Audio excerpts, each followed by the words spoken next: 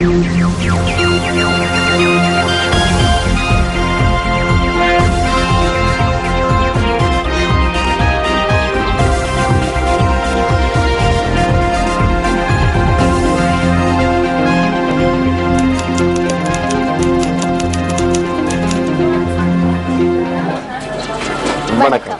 நீங்கள் இணைந்து கொள்வது நியூஸ் போஸ்டின் இரவு 8 மணி பிரதான செய்தியுடன்.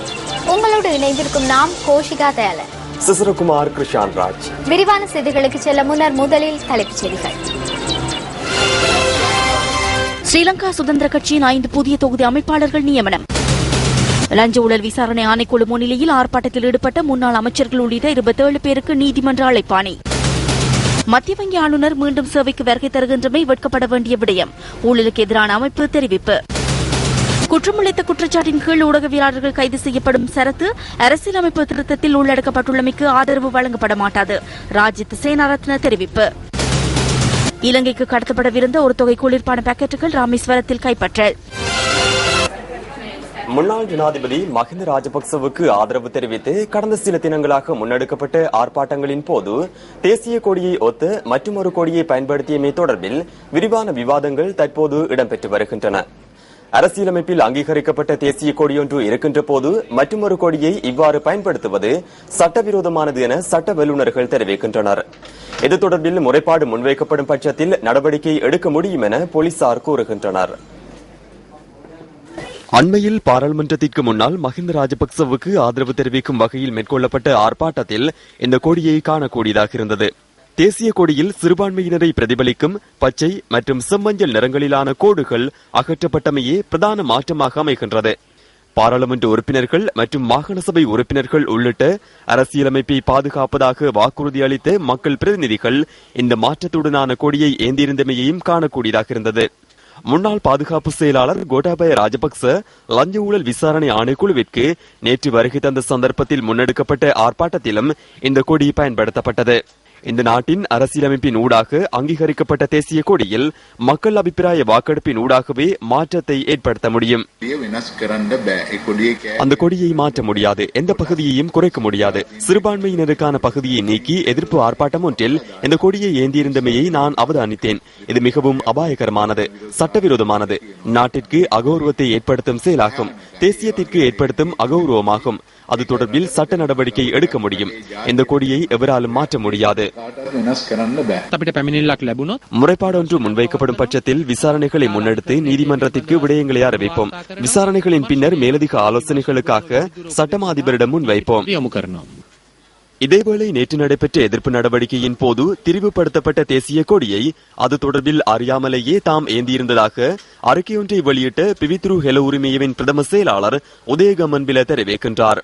ஒரு சிலரினால் இவ்வாறு திரிவுபடுத்தப்பட்ட கொடி கொண்டுவரப்பட்டிருந்ததாகவும் சிறிய அளவிலான கொடியை எதிர்ப்பில் ஈடுபட்டவர்களிடம் வழங்கியதாக உதயகமன்பிலவின் அறிக்கையில் கூறப்பட்டுள்ளது. அவ்வாறான எதிர்ப்பு ஆர்ப்பாட்டத்தின் பூரண பொறுப்பை ஒரு அமைப்பு மாத்திரம் ஏற்க முடியாது எனவும் கண்டி மற்றும் ரத்னபுரி ஆகிய பிரதேசங்களில் இடம்பெற்ற தமது கூட்டங்களின் போதும் இந்த கொடி கொண்டுவரப்பட்டமை பின்னர் தெரியவந்ததாகவும் அந்த அறிக்கையில் சுட்டிக்காட்டப்பட்டுள்ளது. எவ்வாறாயினும் இது தொடர்பில் தாம் மிகுந்த கவலை அடைவதாக உதயகமன்பிலவின் அறிக்கையில் குறிப்பிடப்பட்டுள்ளது. நாம் கவலை தெரிவிப்பதுடன் மன்னிப்பு கோருகின்றோம். அவ்வாறானதொன்று இடம்பெற்றிருக்க கூடாது. எதிர்காலத்தில் எந்த ஒரு நிலையிலும் எமது ஒத்துழைப்புடனான ஆர்ப்பாட்டங்களின் போது இவ்வாறான சம்பவங்கள் இடம்பெறாத வகையில் நாம் பார்த்துக் கொள்கின்றோம். இந்த நாட்டில் சிறுபான்மையினரின் மனம் வேதனைக்குள்ளாகி இருப்பின் அதற்கு நாம் இதயபூர்வமாக வருந்துகின்றோம். இனவாதத்தை ஏற்படுத்துவதற்காகவே முயற்சிக்கின்றனர். இந்த நாட்டில் மீண்டும் இனவாதத்தை தூண்டும் கோட்டாபய ராஜபக்ச அரசியலை நாம் எதிர்க்கின்றோம். அதனை முன்னெடுக்க வேண்டாம், அது சிறந்ததல்ல. மஹிந்த ராஜபக்சவை தோற்கடித்த முதலாவது பிரதிவாதி பெசில் ராஜபக்ச அல்ல, கோட்டாபய ராஜபக்ச. பொதுபல சேனா அதனை தன் மீது போட்டுக் கொண்டது. லஞ்ச ஊழல் ஆணைக்குழு முன்னிலையில் நேற்று ஆர்ப்பாட்டத்தில் ஈடுபட்ட 27 பேருக்கு அழைப்பாணை விடுக்கப்பட்டுள்ளது. ಡಲಸ್ ಅಳಕಪೆರಮ ಗಾಮಿನಿ ಲೋಕುಗೆ ಬಂದುಳು ಗುಣವರ್ಧನ ಸರತ್ ವೀರಶೇಖರ ಜಯಂತ ಕೆಟಗೋಡ எஸ்.எம். சந்திரசேன வீரகுமார திசாநாயக்க உதித்த லோக்கு பண்டார ஆகிய பாராளுமன்ற உறுப்பினர்களும் அழைப்பாணை விடுக்கப்பட்டவர்களில் உள்ளடங்குகின்றனர். மேல்மாகாண முதலமைச்சர் பிரசன்ன ரணதுங்க, உபாலி கொடிக்கார, ரோஜர் செனவிரத்ன ஆகிய மாகாண சபை உறுப்பினர்களுக்கும் 9 தேரர்களுக்கும் அழைப்பாணை விடுக்கப்பட்டுள்ளது. லஞ்ச ஊழல் ஆணைக்குழுவின் முன்னிலையில் எதிர்ப்பில் ஈடுபடுவதற்கு கொழும்பு நீதவான் நீதிமன்றத்தினால் நேற்று முன்தினம் தடை உத்தரவு பிறப்பிக்கப்பட்டிருந்தது. இருப்பினும் நீதிமன்ற உத்தரவை மீறும் வகையில் லஞ்ச ஆணைக்குழு முன்னிலையில் நேற்று எதிர்ப்பில் ஈடுபட்டவர்களுக்கு அழைப்பாணை விடுக்கப்பட்டுள்ளது. இந்த விடயம் தொடர்பில் பிரஜைகள் முன்னணியின் செயலாளர் நாயகமும் பாராளுமன்ற உறுப்பினருமான ஜே ஸ்ரீரங்கா கருத்து தெரிவித்தார். தேசிய கொடியை ஒரு மாற்றுத்தரமான ஒரு தேசிய கொடியை அமைத்தது இதை வடக்கிலோ அல்லது கிழக்கிலோ அல்லது நூரெலியாலே இருக்கின்ற ஒரு தமிழ் மகன் அல்லது தமிழ் பேசும் மகன் செய்திருந்தால் இது ஒரு பாரிய குற்றமாக பார்த்திருப்பார்கள். ஆனால் அன்று உண்மையில் தமிழர்கள் தனக்கண்ட ஒரு கொடியை உருவாக்கிய பொழுது அதை பயங்கரவாதம் என்று கூறியவர்கள் இன்று பாராளுமன்றத்திலே ஒரு அரசியலமைப்புக்கு ஏற்ப தமது சத்திய பிரமாணத்தை எடுத்துவிட்டு இன்றைக்கு ஒரு புதிய ஒரு தேசிய கொடியினை உருவாக்கி இருக்கிறார்கள் என்றால் அதில் உண்மையில் தமிழர்களும் முஸ்லீம்களுக்கும் இடமில்லை என்று சொன்னால் நிச்சயமாக தமிழர்களுக்கு முஸ்லீம்கான நாடு இதில்லை, எனவே வேறொரு நாடு உருவாக வேண்டும் என்பதனை இவர்கள் ஒத்துக்கொள்கின்ற ஒரு வகையிலான ஒரு விதமாகத்தான் இவர்களுடைய தேசிய கொடி இருக்கிறது. எனவே பாதுகாப்பு செயலாளர் கோட்டாபய ராஜபக்ஷ அவர்கள் இதிலே கை தேர்ந்தவர். அவருக்கு எப்பொழுதும் பௌத்தமும் சிங்களமும் தவிர வேறொருவர் இந்த நாட்டில் இருப்பதாக அவர் நினைப்பதும் இல்லை. என்று அவர் 20 வருடங்களாக ஐக்கிய அமெரிக்காவில் வாழ்ந்ததனால் அவருக்கு எப்பொழுதுமே சிறுபான்மை இனம் இங்கு வாழ்ந்ததாக அவருக்கு ஞாபகம் இல்லை. அவர் எப்பொழுதும் ஒரு பௌத்தர் ஒரு சிங்களவர் இங்கு இருப்பதாகத்தான் அவர் நினைக்கிறார். எனவே அவர் போகின்ற பொழுது இந்த கொடி பயன்படுத்தப்பட்டிருப்பதும் அவருடைய மிகவும் பிரதானமான செல்வாக்காக அமைந்திருக்கும். ஆனால் இதில் தமிழ் பேசும் மக்கள், அதாவது தாங்கள் எப்படி பாராளுமன்றத்துக்கு போக வேண்டும், தங்களோட பாராளுமன்ற இருக்கை குறைந்து விடுமோ என்று எண்ணி கூட்டம் போட்டு ரவுஃப் ஹக்கீம் தலைமையில் கூட்டம் போட்டு இந்த எலக்ட்ரல் ரிஃபார்ம்ஸை கொன்றவனாம் என்று சொன்னதிலும் பார்க்க இது எமது முக்கிய பிரச்சனை, இது மக்களின் பிரச்சனை. எமது இருப்பையை இலங்கையின் தேசிய கொடியிலேயே இன்று அகற்றியிருக்கிறார். இதற்கு மௌனிகளாக இருக்கக்கூடாது, இதற்கு வெளியில் வர வேண்டும். இதை விடுத்துப்பட்டு பாராளுமன்ற முறைகளை மாற்றுகின்ற பொழுது அதற்கு நாங்கள் அடுத்த முறை பாராளுமன்றம் வர முடியாது என்ற ஏக்கத்தில் இருப்பதை விட முக்கியமாக இந்த பிரச்சனைக்கு நாங்கள் ஓடி ஒழிக்கக்கூடாது, உடனே முளையிலேயே இதை கிள்ள வேண்டும். அன்று முஸ்லீம்களுக்கு எதிராக இனவாதம் வந்த பொழுது முளையிலேயே நாங்கள் பேசியிருந்தோம் என்றால், முளையிலேயே கிள்ளி விட்டிருந்தோம் என்றால் தர்காட்டம் எரிந்திருக்காது. அதேபோல் இதை நாங்கள் முளையில் கிள்ளாவிட்டால் நாங்கள் நல்லாட்சி என்று சொல்லி பொய்க்கு இந்த அரசாங்கத்துக்கு நாங்கள் ஆதரவளிப்பதில் எந்த பயனும் இல்லை. நிச்சயமாக இந்த குற்றத்தை புரிந்தவர்கள் நிச்சயமாக நீதி மூலம் தண்டிக்கப்பட வேண்டும். அந்த தண்டனையை உடனடியாக நிறைவேற்றும்படி சகல தமிழ் பேசும் கட்சிகளும் வலியுறுத்த வேண்டும். அமைச்சர் பதவிகளை மாத்திரம் விட்டுவிட்டு நிச்சயம் இது உண்மையான முற்று முழுதான ஒரு இனவாத கொள்கை. எனவே இல்லாவிட்டால் இவர்கள் இந்த தேசிய கொடியை உருவாக்கிய என்பதாக இன்னொரு நாடு தமிழ் பேசும் மகனுக்கு உருவாக வேண்டும் என்பதை ஏற்றுக்கொள்கிறாராக இருக்க வேண்டும். எனவே சர்வதேசத்தை நாங்கள் கேட்க வேண்டும், எமக்கு இன்னொரு நாடு உருவாகுவதற்கு இவர்கள் இன்று இந்த தேசிய கொடியை பயன்படுத்தி இருக்கிறார்கள். இந்த தேசிய கொடியினூடாக இன்னொரு நாடு உருவாக வேண்டும், தமிழ் பேசும் மக்களுக்கு இன்னொரு நாடு இந்த இலங்கைக்குள் உருவாக வேண்டும் என்பதை இவர்கள் கூறுகிறார்களா என்ற கேள்வியை எழுக்க வேண்டும். எனவே என்றால் இன்று உண்மையில் இந்த ஆட்சியில் இருந்தவர்கள் ஆட்சி கவிழ்க்கப்பட்டு இனவாதத்தினால் கவிழ்க்கப்பட்ட பொழுது எப்படி வெளியில் வருவது என்று தெரியவில்லை. இதனால் இவர்கள் கையாளுகின்ற ஒரு கையாளாகாத தனம்தான் ஆட்சியில் வருவதற்காக இனவாதத்தை கொண்டு வருவதற்கு முயற்சிக்கிறார்கள். இதை நாங்கள் முளையிலே கிளியறிய வேண்டும். இதில் கலந்து கொண்ட அனைவரையும் எமது கட்சியும் பிரஜக முன்னணியும் நானும் வன்மையாக கண்டிக்கின்றோம். சமூக பயனாளிகள் மற்றும் அதிகாரிகளுக்கு வழங்கிய எந்த ஒரு வாக்குறுதியும் நிறைவேற்றப்படவில்லை என தெரிவித்து பத்திரமுலையில் ஆர்ப்பாட்டம் ஒன்று முன்னெடுக்கப்பட்டது. அகில இலங்கை சமூர்த்தி அபிவிருத்தி மற்றும் விவசாய அதிகாரிகள் சங்கம் உள்ளிட்ட சில தொழிற்சங்கங்களின் பிரதிநிதிகள் இதில் கலந்து கொண்டனர்.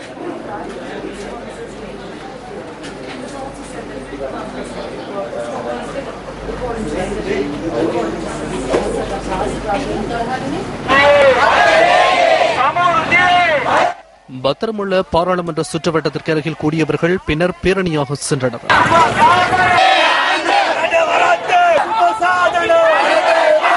பாராளுமன்ற உறுப்பினர்கள் உள்ளிட்ட சிலர் இந்த எதிர்ப்பு நடவடிக்கையில் பங்கேற்றிருந்தனர். ஊழியர் சேமலாப நிதியம், ஊழியர் நம்பிக்கை நிதியம் ஆகியவற்றை வழங்குவதாக சஜித் பிரேமதாச நாடு பூராகவும் கூறினார். மஹிந்த ராஜபக்ச அதிகரித்த தொகைக்கு பிறகு ₹1 கூட அதிகரிக்கப்படவில்லை. சமுர்த்தி நடவடிக்கைகளில் தலையீடு செய்தமையினாலேயே கடந்த அரசாங்கம் இல்லாமல் போனது. சஜித் பிரேமதாசவுக்கு எதிராக நாம் நீதிமன்றம் செல்வோம். எமது அப்பாவி பெற்றோரின் பணத்தின் ஊடாக கட்டியெழுப்பப்பட்ட சமுர்த்தி வங்கியை அழிவுக்கு கொண்டு சென்றுள்ளனர். இது உங்களின் கட்சியாகும். சமுர்த்தியை பாதுகாக்க வேண்டும்.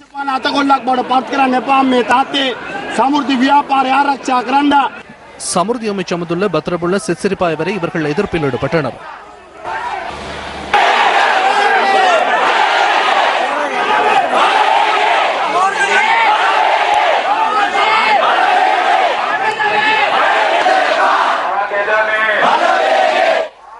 இதன்போது அமைச்சின் செயலாளர் ஆர்ப்பாட்டத்தில் ஈடுபட்டவர்களை சந்தித்து விடயத்துக்கு பொறுப்பான அமைச்சருக்கு வழங்கும் நோக்கில் அவர்களின் பிரச்சினைகள் அடங்கிய மெனு ஒன்றை பெற்றுக் கொண்டார். இதேவேளை எதிர்ப்பு நடவடிக்கைக்காக அதிகாரிகள் வருகை தந்தமையினால் பல பகுதிகளில் திவிநெகும வங்கி நடவடிக்கைகள் இன்றும் பாதிக்கப்பட்டமையினால் மக்கள் அசௌகரியங்களை எதிர்நோக்கினர். சிலாபம் மற்றும் முன்னேஸ்வரம் ஆகிய பகுதிகளில் உள்ள திவிநெகும வங்கிகளுக்கு சென்ற மக்கள் அங்கு அதிகாரிகள் இல்லாதமையினால் சிரமங்களை எதிர்கொண்டனர். சிலாபம் கரையோர வங்கியின் நிலைமை தொடர்பில் நடந்து கொள்ள சென்ற போது ஏற்பட்ட நிலைமையே இது. இதேவேளை ஒரு அரசியல் கட்சியுடன் இணைந்து முன்னெடுக்கும் இந்த எதிர்ப்பு நடவடிக்கையை கண்டிப்பதாக அகில இலங்கை ஐக்கிய சமூர்த்தி அபிவிருத்தி அதிகாரிகள் சங்கம் நேற்று நடைபெற்ற ஊடகவியலாளர் சந்திப்பில் தெரிவித்தது. அலுவலக கொடுப்பனவாக 500 ரூபாவை வழங்குவதற்கான சுற்று நிருபம் வெளியிடப்பட்டுள்ளது. துறைசார் அதிகாரிகளுக்காக 300 ரூபாய் வழங்குகின்றோம். மேலதிக கொடுப்பனவுக்கு தேவையான நடவடிக்கைகள் முன்னெடுக்கப்பட்டு வருகின்றன. பயண செலவை ஓரளவு அதிகரிப்பதற்கான சுற்று நிருபமும் வெளியிடப்பட்டுள்ளது. சேவை யாப்பின் பதவி உயர்வு விதிமுறைகள் தற்போது தயாரிக்கப்பட்டு சில கலந்துரையாடல்களை முன்னெடுத்து இறுதி கட்டத்தை அடைந்துள்ளது. உங்களுக்குள் அனைத்து பிரச்சனைகளையும் தீர்ப்பதற்கான காலம் எழுந்துள்ளதாக திவிநெகும அதிகாரியிடம் கூறுகின்றோம். வேறு சில தொழிற்சங்கங்களின் தலைவர்களை போஷிக்கும் நடவடிக்கைகளில் இணைய வேண்டாம். வரலாற்று தவறுகளை 20 வருட தவறுகளை சரி செய்து உரிய இடத்திற்கு செல்ல வேண்டும். சமுர்த்தி நடவடிக்கையிலிருந்து விலகிய ஜகத்குமாரவுக்கு அரசியல் ஸ்திரத்தன்மையை உருவாக்க முடியாத பிரச்சனையாகியுள்ளது. நாம் பொறுப்புடன் கூறுகின்றோம். எமது சமுர்த்தி அதிகாரிகள் இதனை புரிந்து கொள்ள வேண்டும். இதேவேளை இன்று பிற்பகல் ஹமாந்தோட்டையில் இடம்பெற்ற கூட்டம் ஒன்றில் கலந்து கொண்ட வீடமைப்பு மற்றும் சமுர்த்தி அமைச்சர் சஜித் பிரேமதாச தனக்கு எதிரான ஆர்ப்பாட்டம் தொடர்பில் கருத்து தெரிவித்தார்.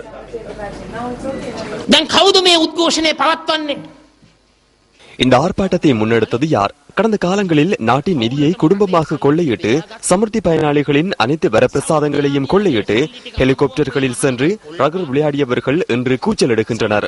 அவர்களுக்கு இன்று என்ன நடந்துள்ளது? நாடு முழுவதும் நல்லாட்சியின் கீழ் ஏழை மக்களுக்கு நிவாரணங்களை வழங்கும் போது இவர்கள் குழப்பமடைந்துள்ளனர். இவர்கள் முன்னர் தமக்குள்ளேயே பங்கிட்டுக் கொண்டனர். ஆனால் நாங்கள் நாட்டிற்கு பகிர்ந்தளிக்கின்றோம். ஏழைகளுக்கு நாங்கள் வழங்கும் போது அதனை தவறு என கூறுகின்றனர். வீடமைப்பு மற்றும் சமுர்த்தி ராஜாங்க அமைச்சர் டிலான் பெரேரா இன்று நடைபெற்ற ஊடகவியலாளர் சந்திப்பில் தெரிவித்த கருத்து அடுத்து.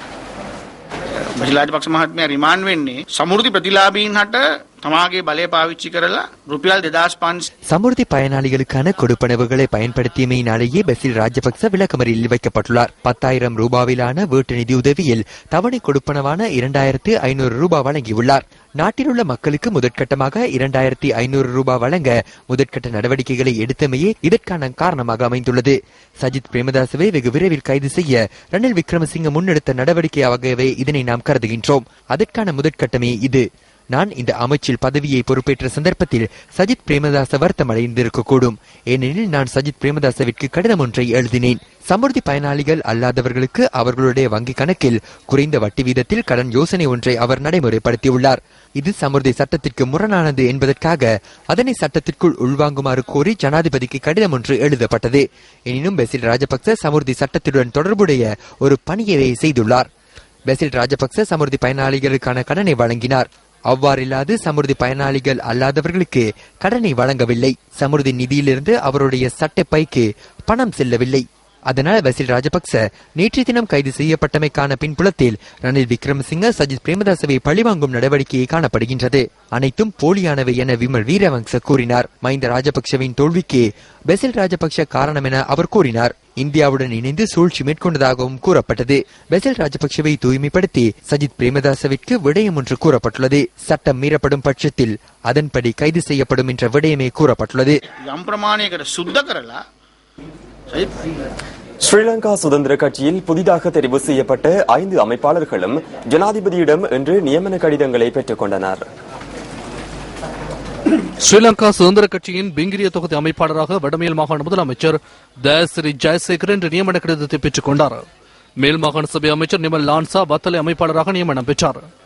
அம்பாறை தெற்கு அமைப்பாளராக அம்பாறை மேயர் இந்திக்கு நளின் ஜெயவிக்ரம நியமன கடிதத்தை பெற்றுக் கொண்டதோடு சபரகம மாகாண சபை உறுப்பினர் உதயகாந்த் குணத்திலகம் மற்றும் வரக்காபல பிரதேச சபை தலைவர் கித்சிறி விஜயதுங்க ஆகியோர் ததிகம தொகுதியின் இணை அமைப்பாளராக நியமன கடிதத்தை பெற்றுக் கொண்டதாக ஜனாதிபதி ஊடகப் பிரிவு தெரிவித்துள்ளது. இதேவேளை நோர்வே தூதுவர் கிரேடா லோவன் இன்று ஜனாதிபதி மைத்ரிபால சிறிசேனவை சந்தித்துள்ளார். எத்தகைய தடைகள் வந்தாலும் ஜனநாயகத்தை வலுப்படுத்துவதற்கும் நல்லாட்சியை ஏற்படுத்துவதற்கும் ஜனாதிபதி மைத்ரிபால சிறிசேன மிகவும் சிறப்பாக செயல்படுவதாக இலங்கைக்கான நோர்வே தூதுவர் கிரேடா லோசன் தெரிவித்துள்ளார். நோர்வே தூதுவருக்கும் ஜனாதிபதிக்கும் இடையில் இன்று இடம்பெற்ற கலந்துரையாடலில் இந்த விடயம் தெரிவிக்கப்பட்டுள்ளது. 100 நாட்கள் சீர்திட்டம் வெற்றிகரமாக முன்னெடுக்கப்படுவது தொடர்பில் நோர்வே தூதுவர் பாராட்டுகளை தெரிவித்துள்ளதாக ஜனாதிபதி ஊடகப் பிரிவு வெளியிட்டுள்ள அறிக்கையில் சுட்டிக்காட்டப்பட்டுள்ளது. நாட்டுக்காகவும் நாட்டு மக்களுக்காகவும் முன்னெடுக்கும் அர்ப்பணிப்புகளை ஒருபோதும் மாற்றப் போவதில்லை என ஜனாதிபதி மைத்ரிபால சிறிசேன இந்த சந்திப்பில் கூறியுள்ளார். புதிய அரசாங்கத்துக்கு சர்வதேச சமூகம் வழங்கும் ஒத்தாசை மற்றும் நாட்டில் சமாதானத்தை கொண்டு வருவதற்கு யுத்த காலத்தில் நோர்வே அரசாங்கம் வழங்கிய ஒத்துழைப்பு என்பவற்றுக்கு ஜனாதிபதி தனது நன்றிகளையும் தெரிவித்துள்ளார். இதேவேளை கொழும்பு பேராயர் கர்தினால் மெல்கம் ரஞ்சித் ஆண்டகை உட்பட நாட்டின் 9 மாகாணங்களையும் பிரதிநிதித்துவப்படுத்தும் ஆயர்களை இன்று பிற்பகல் ஜனாதிபதி மைத்ரிபால சிறிசேன சந்தித்துள்ளார். பாப்பரசரின் இலங்கை விஜயத்தின் போதும் அதற்கான நிகழ்வுகளை வெற்றிகரமாக முன்னெடுப்பதற்கும் அரசாங்கத்திற்கு வழங்கிய ஒத்துழைப்புக்கு ஜனாதிபதி இதன் போது நன்றிகளை தெரிவித்ததாக ஜனாதிபதி ஊடகப் பிரிவு குறிப்பிட்டுள்ளது. ஜனாதிபதி தலைமையிலான தற்போதைய அரசாங்கம் மக்களுக்காக எடுக்கும் அனைத்து தீர்மானங்களுக்கும் தாம் பூரண ஆதரவு வழங்குவதாக ஆயர்கள் இந்த சந்திப்பில் தெரிவித்ததாக ஜனாதிபதி ஊடகப் பிரிவு வெளியிட்டுள்ள அறிக்கையில் தெரிவிக்கப்பட்டுள்ளது. வடக்கு கிழக்கு மாகாணங்களில் ஜனாதிபதி முன்னெடுக்கும் நடவடிக்கைகளை யாழ் மறைமாவட்ட ஆயர் தோமஸ் சவுந்தரநாயகம் பாராட்டியுள்ளார். பாதுகாப்பு அமைச்சின் கீழ் காணப்பட்ட வடபகுதி காணிகளை அதன் உரிமையாளர்களுக்கு மீள கையளிப்பதற்கு ஜனாதிபதி எடுத்த தீர்மானம் அந்த மக்களுக்காக முன்னெடுத்த பாரியதொரு கடமை எனவும் அந்த அறிக்கையில் மேலும் குறிப்பிடப்பட்டுள்ளது. முன்னாள் ஜனாதிபதி மஹிந்த ராஜபக்ஷ தேசிய வைத்தியசாலைக்கு சென்று பெசில் ராஜபக்ஷவை இன்று சந்தித்தார்.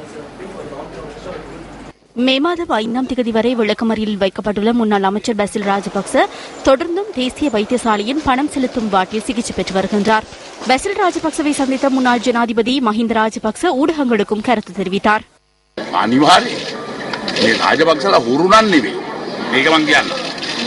உண்மையில் இந்த ராஜபக்ச குடும்பத்தினர் திருடர்கள் அல்ல, அதனை நான் தெளிவாக கூறுகிறேன். எனினும் அரசியல் ரீதியில் எடுக்கும் தீர்மானங்களை இவை. முன்வைக்கப்பட்டுள்ள குற்றச்சாட்டுகள் என்ன குற்றச்சாட்டுகள் முன்வைக்கப்பட்டுள்ளன என்பதை பாருங்கள். இது பழிவாங்கல் நடவடிக்கை என்று தெளிவாக புலப்படுகிறது. இதனை விட கூறுவதற்கு ஒன்றுமில்லை.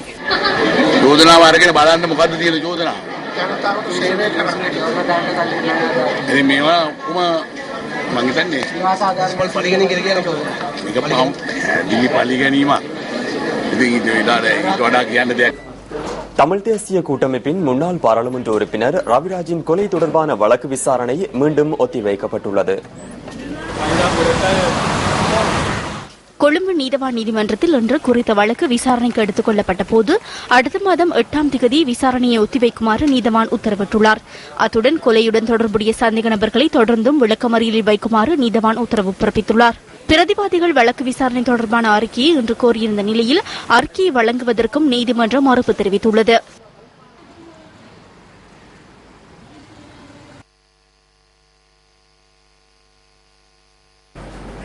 மழை விட்டாலும் தூவானம் ஓயவில்லை என்பதற்கு வரைவிலக்கணமாகிவிட்டது ஜெயக்குமாரியின் வாழ்க்கை.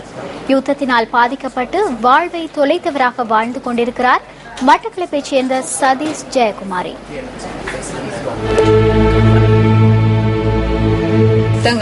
என்ற கணவரை காணல. இப்ப 6 வருஷம் முடிஞ்சு இதுவரையும் அவர் இருக்கிறாரா இல்லையான்ற எந்த வித தகவலுமே எனக்கு தெரியாது. காணாமற் போனவர்களை தேடும் பட்டியலில் ஒருவராக உள்ளார் சதீஷ் ஜெயக்குமாரி. யுத்தத்தின் இறுதி நாட்களில் கணவன் காணாமற் போனதை அடுத்து இவரின் வாழ்வில் இருள் சூழ்ந்து விட்டது. வாழ்வை தொலைத்தவருக்கு 7 வயது மகனே என்று ஆறுதலாக உள்ளான். எனக்கு ஒரு மகன் இருக்கிறார். அவனை பராமரிக்க கூட என்னால எல்லாம் சமைச்சு கொடுக்க கூட நான் இயலாம கஷ்டப்படுறேன். 2 கையும் எனக்கு தாட்டலாம் இயங்குது. அதே போல என்ற காலம் எனக்கு நடக்க முடியாது. உடலில் யுத்த வடுக்களை தாங்கிய வண்ணம் நித்தமும் போராடுகின்றாள் ஜெயக்குமாரி. சத்திர சிகிச்சை மேற்கொள்வதற்கு பணமற்ற நிலையில் வடுக்களுடன் காலத்தை கழிக்கின்றாள். ஆனா மேலதிக சிகிச்சைக்கு வேற இடம் கொழும்பு அப்படி நான் போனேன். அந்த கையை செய்யலான்னு சொல்றாங்க. ஆனா எனக்கு அந்த வசதி எனக்கு இல்ல. எனக்கு எல்லாமே என்ற கணவன் தான். என்னொரு புள்ள பார்த்த மாதிரி அவர் என்ன பார்த்து அவர் முடி கட்டி விடுறேன், துடுப்பு போட்டு விடுறேன், எல்லாமே எனக்கு அவர் தான். 2 கைகளும் இயக்கமற்ற நிலையில் யாருடைய உதவியுமற்று மிகவும் கஷ்டப்பட்டு வீட்டு வேலைகளை செய்கின்றாள். இருள் சூழ்ந்த வாழ்வில் தனது மகனின் எதிர்காலத்திற்கு ஒளியேற்ற வேண்டுமென்ற அவாவுடன் தாய்மை அனுபவிக்கும் சொல்லுண்ணா துயரம் எண்ணி அந்த பிள்ளைக்காக நான் உயிர் வாழ்ந்து கொண்டிருக்கோம். இல்லைன்னா என்னால முடியாது. அந்த எனக்கு இருக்க ஆசை அவரை நல்லா படிப்பிச்சு நாங்க பட்ட கஷ்டம் துன்பம் எதுவுமே அவர் படக்கூடாது. பெட்டிக்கடை நடத்தி நாளாந்த வருமானத்தை பெற்று குடும்ப சுமையை தாங்கும் மன வல்லமையும் நம்பிக்கையுமே ஜெயக்குமாரியின் வாழ்விற்கு ஊன்றுகோலாக உள்ளது. குடிசையில் வாழ்வுக்கு முடிவு கட்டி எவ்வாறாயினும் நிரந்தர வீடு அமைத்து விட வேண்டும் என்ற அவாவுடன் கடன்பட்டு நிர்மாணித்த வீடு இதுவரை முற்று பெறவில்லை. வாழ்வாரத்துக்கு நான் ஒரு சிறு கடை ஒன்று வச்சு நடத்துறேன். அது கூட தான் நான் எல்லாத்தையுமே பார்த்து கொண்டிருக்கோம். எனக்கு ஒரு நிரந்தர வீடு இதுவரையும் இல்லை. வீடு கிடைக்கணும் நான் எங்கெல்லாம் கஷ்டப்படுத்திருந்தேன். இதுவரை எனக்கு ஒரு நிரந்தர வீடு கிடைக்கல. கணவர் வருவார் என்ற எதிர்பார்ப்போடு பாரதி கண்ட புதுமை பெண்ணாக வாழ்ந்து கொண்டிருக்கின்றார் ஜெயக்குமாரி.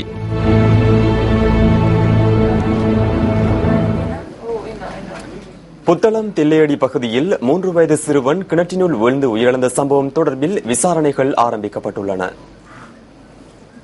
விளையாடிக் கொண்டிருந்த போது வீட்டிற்கு அருகில் இருந்த கிணற்றுக்குள் சிறுவன் தவறி வீழ்ந்து நேற்று மாலை உயிரிழந்துள்ளதாக போலீஸ் ஊடக பேச்சாளர் அலுவலகம் தெரிவிக்கின்றது. பிரேத பரிசோதனைகளின் பின்னர் சிறுவனின் சடலம் உறவினர்களிடம் ஒப்படைக்கப்பட்டுள்ளது. நீரில் மூழ்கியதால் ஏற்பட்ட மூச்சு திணறல் காரணமாக மரணம் சம்பவித்தமை பிரேத பரிசோதனையில் உறுதி செய்யப்பட்டுள்ளது. சம்பவம் தொடர்பில் புத்தளம் போலீசார் விசாரணைகளை முன்னெடுத்து வருகின்றனர். பாதுகாப்பற்ற கிணறுகள் நீர்நிலைகளில் வீழ்ந்து சிறுவர்கள் மற்றும் குழந்தைகள் உயிரிழக்கும் சம்பவங்கள் தொடர்ந்தும் பதிவாகின்றன. அக்குரச ஹொரகுட பகுதியில் கிணற்றில் வீழ்ந்து சிறுமி உயிரிழப்பு. வாழைச்சேனை போலீஸ் பிரிவிற்குட்பட்ட ஓட்டமாவடி பகுதியில் கிணற்றில் வீழ்ந்து சிறுமி பலி. குளியாப்பட்டி மதுரவத்த பிரதேசத்தில் குளத்தில் நீராட சென்ற சிறுவன் நீரில் மூழ்கி பலி. யாழ்ப்பாணம் வட்டுக்கோட்டை அராலி பகுதியில் பாதுகாப்பற்ற கிணற்றுக்குள் வீழ்ந்து 6 வயது சிறுவன் பலி. மட்டக்களப்பு ஏறாவூர் பகுதியில் நீர் நிரம்பிய குழியில் வீழ்ந்து 1 வயது குழந்தை உயிரிழப்பு. பெற்றோரின் அவதானத்திற்கு. நாட்டில் காணப்படும் பாதுகாப்பற்ற கிணறுகள் மற்றும் நீர்நிலைகள் தொடர்பில் நடவடிக்கை எடுக்கப்பட வேண்டும் என கல்வியலாளர்கள் சுட்டிக்காட்டுகின்றனர். குழந்தைகள் 2, 3, 4 வயது நடக்கின்ற பொழுதே எது என்ன என்று ஆர்வம் உடைய குழந்தைகளாகவே அவை இருக்கின்றன. எனவே அந்த குழந்தைகளுக்கு பின்னால் பெற்றோர் எப்பொழுதும் கவனமாக இருப்பது அவசியம். கிணறுகள் சுவர்களற்ற கிணறுகளாக இருக்கின்றால் சுவர்களை கட்டாயம் கட்டி அதற்கு பாதுகாப்பு ஏற்பாடு செய்ய வேண்டும்.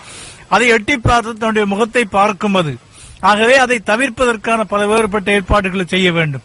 அகன்ற குளங்கள் இருக்கும், அவற்றின் ஆழம் அகலம், குழந்தை விழுந்தால் இறந்து விடுமா இல்லையா என்பதை எல்லாம் பெற்றோர்கள் மிக கூடுதலாக அவதானிக்க வேண்டும். பிள்ளைகள் மீது பெற்றோர்கள் இருக்கின்ற கவனத்தின் காரணமாகவே இக்கிணறுகளை நோக்கி அவர்கள் ஓட வேண்டிய சூழ்நிலைகள் ஏற்படுகிறது. அது மட்டுமல்லாமல் விவசாயத்துக்காக இவ்வாறான கிணறுகளை அகலப்படுத்தி ஆழப்படுத்தி இவர்கள் செய்வது உண்மையிலேயே பாதுகாப்பு அற்ற ஒரு செயல்பாடு. தற்போது நவீன முறைகள் வந்திருக்கிறது. அதற்கிணங்க குழாய் கிணறுகளை அமைக்கலாம். அதன் மூலம் நீர்களை பெற்றுக் கொள்ளக்கூடிய வழிகள் இருக்கிறது. இதேவேளை நுவரெலியா லிந்துளை மட்டுக்கலை தோட்டத்தில் காணப்பட்ட பாதுகாப்பற்ற கிணறு தற்போது மூடப்பட்டுள்ளது. சுமார் 3 மாதங்களுக்கு முன்னர் குறித்த பாதுகாப்பற்ற கிணற்றில் வீழ்ந்து 4 வயது சிறுவன் உயிரிழந்தான். இதனை அடுத்து தற்போது தகரங்களால் கிணறு மூடப்பட்டுள்ளதாக எமது செய்தியாளர் தெரிவித்தார். இங்க இந்த கிணத்தினால பெரிய பாதிப்பு ஏற்பட்டுச்சு. அதனால இங்க உள்ள மக்கள் அவ்வளவுக்கும் மிகுந்தமான கவலை. இனிமே இப்படி ஒரு நடக்கக்கூடாதுன்ட்டு நாங்கள் இந்த கிணத்தை மூடி இப்படி இது பண்ணி வச்சிருக்கோம். மீண்டும் இப்படி நடக்கக்கூடாதுன்னு தான் நினைக்கிறோம். ராமேஸ்வரத்திலிருந்து இலங்கைக்கு கடத்தப்படவிருந்த ஒரு தொகை குளிர்பான பாக்கெட்டுகள் ஜடாயு தீர்த்தம் பகுதியில் கைப்பற்றப்பட்டுள்ளன. இலங்கைக்கு சட்டவிரோதமாக கொண்டு வரப்படவிருந்த கேரள கஞ்சா, புகையிலை என்பன தனுஷ்கோடி, பாம்பன், தங்கச்சிமடம் போன்ற கடல் பகுதிகளில் அண்மையில் கண்டுபிடிக்கப்பட்டதால் இந்திய கரையோர பாதுகாப்பு பிரிவினர் தேடுதல்களை வலுப்படுத்தியுள்ளனர். இந்த நிலையில் தனுஷ்கோடி செல்லும் வழியில் உள்ள ஜடாயு தீர்த்தம் பகுதியிலுள்ள பாழடைந்த கிணற்றிலிருந்து 10,000க்கும் அதிகமான குளிர்பான பாக்கெட்டுகள் இன்று கைப்பற்றப்பட்டுள்ளன. குளிர்பான பாக்கெட்டுகள் குறித்த பகுதிக்கு கொண்டு வரப்பட்டமை தொடர்பில் இந்திய உளவு பிரிவினர் விசாரணைகளை முன்னெடுத்துள்ளனர். அதிக விலைக்கு குளிர்பானத்தை விற்பனை செய்ய முடியும் என்பதனால் அவற்றை இலங்கைக்கு கொண்டுவர முயற்சித்திருக்கலாம் என போலீசார் சந்தேகம் வெளியிட்டுள்ளனர். கிளிநொச்சியில் அண்மையில் வீசிய மினி சூறாவளியினால் இரணிமடு பொது சந்தையின் கூரைகள் சேதமடைந்தன. எனினும் இதுவரை புனரமைப்பு பணிகள் எதுவும் முன்னெடுக்கப்படவில்லை என வர்த்தகர்கள் சுட்டிக்காட்டுகின்றனர். கடந்த 11ஆம் தேதி கிளிநொச்சி பகுதியில் வீசிய மினி சூறாவளியால் இரணிமடு பொது சந்தையின் ஒரு பகுதி கூரைகள் சேதமடைந்தன. சேதமடைந்த பகுதிகளின் புனரமைப்பு பணிகள் இடம்பெற்று வருவதாக கரைச்சி பிரதேச சபையின் உபதவிசாளர் தெரிவித்திருந்த போதிலும் இதுவரை எதுவித நடவடிக்கைகளும் முன்னெடுக்கப்படவில்லை என வர்த்தகர்கள் குற்றம் சாட்டுகின்றனர். மினி சூறாவளி என்று சொல்லப்படுகின்ற சிறிய சூறாவளி அந்த இரணிமடு சந்தை வீசப்பட்டது. அந்த நிலப்பாடை பார்த்து நாங்கள் அதில் மோசமான நிலை ஏற்பட்டிருந்தது. ஆனால் நாங்கள் அடுத்த நாளே அந்த வேலைக்குரிய நடவடிக்கையை நாங்கள் துரிதமாக செயற்படுத்துவதற்கு ஏற்பாடு செய்திருந்தாங்க. ஆனால் அடுத்து வந்த தினங்கள் எல்லாம் ஒரு லீவு நாட்கள் என்ற வகையில், விடுமுறை நாட்கள் என்ற வகையில் வேலை திட்டம் இன்றைக்கே தொடங்கப்பட்டது. இன்னும் ஒரு தினங்களுக்கு நாங்கள் அந்த வேலையை முடிச்சிடுவோம். நாங்கள் இதன் காரணமாக மின் கம்பங்கள் முறிந்து வீழ்ந்தமையால் சில வர்த்தக நிலையங்களுக்கான மின்சாரமும் துண்டிக்கப்பட்டதுடன் இதுவரை மின் இணைப்புகளும் வழங்கப்படவில்லை. பொது சந்தையின் சேதமடைந்த பகுதியை கரைச்சி பிரதேச சபை புனரமைத்து தராமையால் தம்மால் வியாபார நடவடிக்கையில் ஈடுபட முடியவில்லை என வர்த்தகர்கள் தெரிவிக்கின்றனர். கிட்டத்தட்ட ஏறத்தால இதையோட 14-15 நாளாச்சு இந்த காத்துக்கு வீசி. யாரா வந்து பாக்குறீங்க வாரீங்க, என்ன இது என்ன நடக்குறீங்க? நீங்க மற்ற எல்லாம் பொம்மை நீங்க தான் புத்திசாலிகளா? காத்தால கடையெல்லாம் பிடிக்கிட்டு போயிட்டு எங்களுக்கு கொண்டு வியாபாரம் செய்யலாம். 7 மணிக்கு பிறகுதான் கொஞ்சம் வியாபாரம் செய்யலாம். அதையும் செய்ய விடாம இருட்டாடுக்கு வரி காசு வந்து கேட்பாங்க. 5 தேதி கட்டாடி குத்த பணமும் கேட்கறாங்க. திங்கக்கிழமை செஞ்சாங்க. திங்கக்கிழமை போயிட்டு இந்த வெள்ளிக்கிழமை வந்து ஒரு கிழமை ஆச்சு. இதுவரைக்கும் வரையில வந்து கிடந்த தகரம் எல்லாம் ஏற்றி கொண்டு போன வழியே இதுவரைக்கும் செய்யல. இரவில வியாபாரம் செய்யல. லைட்டும் இல்லை, ஒன்றும் இல்லை. இவங்க இன்றைக்குன்றாங்க, நாளைக்குன்றாங்க. இதுவரைக்கும் கொண்டு வந்து தந்ததும் இல்லை. வாடகை காசு பண்ணி சரியா வராங்க. இரவில மெழுகுதிரியை வச்சு கொண்டு வியாபாரம் செய்யறோம். இதெல்லாம் செய்யக்கூடிய விலையா?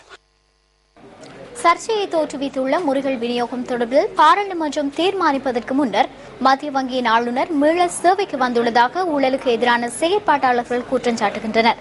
பிரச்சினையை தீர்ப்பதற்கு உடனடியாக ஜனாதிபதி தலையீடு செய்ய வேண்டும் என அவர்கள் சுட்டிக்காட்டுகின்றனர். இது தொடர்பான மேலதிக தகவல்களை எமது 10:45 பிரதான செய்திகளில் எதிர்பாருங்கள். ஊடகவியலாளர்களை குற்றவியல் சட்டத்தின் கீழ் சிறைப்படுத்தக்கூடிய சரத்தை 19வது அரசியலமைப்பு திருத்தத்தின் ஊடாக நிறைவேற்றிக் கொள்ள ஆதரவு வழங்கப் போவதில்லை என அமைச்சர் ராஜித சேனாரத்ன வலியுறுத்தியுள்ளார். சிரசு டிவியில் ஒளிபரப்பாகும் சட்டன அரசியல் விவாத நிகழ்ச்சியின் நேற்றைய ஒளிபரப்பில் அவர் இதனை தெரிவித்தார். 19வது அரசியலமைப்பு திருத்தத்தின் செயற்குழு தருணத்தில் முன்வைக்கப்பட்ட மாற்றங்களூடாக ஊடகவியலாளர்களை குற்றவியல் சட்டத்தின் கீழ் சிறை வைக்கக்கூடிய வகையில் சரத்துக்கள் உள்ளடக்கப்பட்டுள்ளன. தேர்தலின் போதோ மக்களின் கருத்து கணிப்பின் போதோ தேர்தல்கள் ஆணையாளர் விடுக்கும் விதிகளின் பிரகாரம் செயற்படாத தனியார் ஊடக நிறுவனங்களுக்கு எதிராக குற்றவியல் சட்டத்தின் கீழ் தண்டனை விதிக்க முடியும் என 28வது சரத்தில் குறிப்பிடப்பட்டுள்ளது. அந்த தண்டனைக்கு அமைவாக அதிகபட்சம் 3 வருட சிறை தண்டனையை விதிக்க முடியும் என்பதுடன் 1 லட்சம் ரூபாவுக்கு அபராதம் விதிக்கவும் முடியும். செவ்வாய்க்கிழமை ஊடகங்களுக்கு அனுப்பப்பட்ட அரசியலமைப்பு திருத்தம் அமைச்சரிடம் இருக்கிறதா? ஆம், இருக்கிறது. அதில் இருக்கிறதா? என்னிடம் தற்போது இருக்கும் அந்த திருத்தத்தின் ஒரு பகுதியில், அதாவது பிரசித்தி பெற்ற சட்ட விதிமுறையான 28வது சரத்துக்கு அமைவானபடியும் இது ஊடகங்களுடன் தொடர்புடையது. அதாவது தேர்தல் ஒன்று நடைபெறும் போது இதுதான் அந்த பழைய முறையில் காணப்படுகின்றது.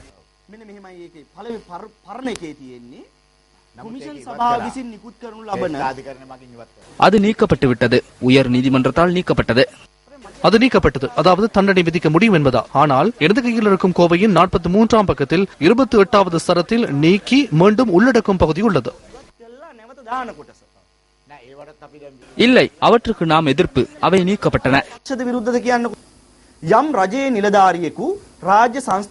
ஏதேனும் ஓர் அரசாங்க அதிகாரி ஒருவர் அரச கூட்டுத்தாபனத்திலோ அல்லது வேறு சில எழுத்துமூல சட்டத்தின் கீழ் அரச மயமாக்கப்பட்ட ஏதேனும் வர்த்தக அல்லது வேறு ஏதேனும் வியாபாரத்தின் ஊழியர் மற்றும் 2007ஆம் ஆண்டின் 7ஆம் இலக்க நிறுவன சட்டத்தின் கீழ் பதிவு செய்யப்பட்ட அல்லது பதிவு செய்யப்பட்டதாக கருதப்படும் மற்றும் முழுமையான பங்குகளின் 150% அதனை விட அதிகமான பங்கு அரசாங்கத்தினதோ அல்லது அரச கூட்டுத்தாபனமோ உள்ளூராட்சி மன்றத்தாலோ நிர்வகிக்கப்படும் ஏதேனும் கூட்டுத்தாபனம் ஏதேனும் ஒரு தனியார் வானொலியோ தொலைக்காட்சியோ நடத்தி செல்பவர் அல்லது ஏதேனும் செய்தி பத்திரிகையின் உரிமையாளரோ வெளியீட்டாளரோ குற்றவாளியாக காணப்படுவார் என கூறப்பட்டுள்ளது. இது நீக்கப்பட்டதா அல்லது இன்னும் இருக்கிறதா?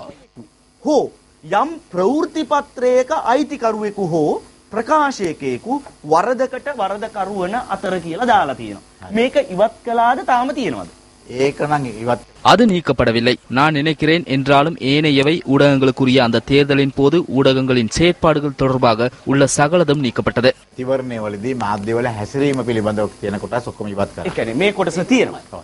இதனை நீக்கவில்லை என்பது ஊடக சுதந்திரம் தொடர்பாக பாரியதொரு பிரச்சனை அல்லவா? ஊடக சுதந்திரம் இருக்க வேண்டும், சட்ட ஒழுக்கமும் இருக்க வேண்டும். அந்த ஒழுக்க வரையறையை அரசாங்கம் அல்ல, நீங்களே தயாரித்துக் கொள்ள வேண்டும். இது அரசாங்கத்தில் அல்லவா தயாரிக்கப்பட உள்ளது. அதற்கான வரையறைகள் என்னவென நமக்கு தெரியாது. அதாவது அந்தந்த தருணங்களில் வரையறைகள் ஏதாவது வர முடியும். அதன் பிறகு அதற்கேற்றவாறு எடுக்கப்படும் 3 வருட சிறை தண்டனை மற்றும் 1 லட்சம் ரூபாய் அபராதத்துக்குட்படும். අවුරුදු 3ක සිර දඬුවමක් அவ்வாறானவை தேவையற்றவை. சிவகுருநாதன் கிண்ண 4வது வருடாந்த கிரிக்கெட் போட்டியில் கொழும்பு ஆனந்தா கல்லூரி அணி இன்னிங்ஸ் மற்றும் 82 ஓட்டங்களால் அபார வெற்றி பெற்றது. இது தொடர்பான விரிவான தகவல்களை நியூஸ் ஃபர்ஸ்டின் டுநைட் செய்தியில் எதிர்பாருங்கள். இத்துடன் நியூஸ் ஃபர்ஸ்டின் 8 மணி பிரதான செய்திகள் நிறைவு பெறுகின்றன. வணக்கம்.